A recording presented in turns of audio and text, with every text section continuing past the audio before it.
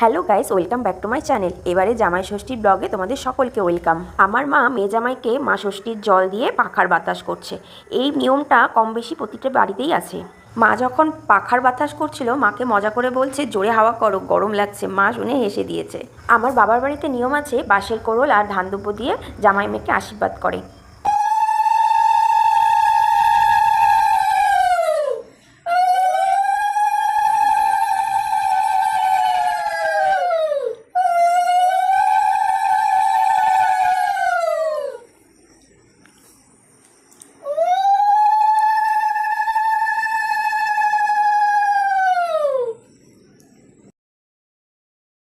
মুখ দেখে তো বুঝতেই পারছো আমরা কতটা খুশি। আমার কিন্তু খুব ভালো লাগে এসব অনুষ্ঠানগুলোতে পার্টিসিপেট করতে।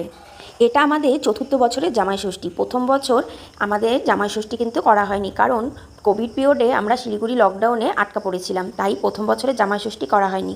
মা আমাদের হাতে মা ষষ্ঠী সুতো পরিয়ে দিল, তার সাথে মা ষষ্ঠীর প্রসাদও পেয়ে গেলাম। ষষ্ঠীতে আম খাবো না তাই কখনো হয়? এবার পালা উপহার পাওয়ার। উপহার পেতে আমার ছোটোবেলার থেকেই ভালো লাগে, তেমনই রিটার্ন গিফট দিতেও আমার ভীষণ পছন্দ।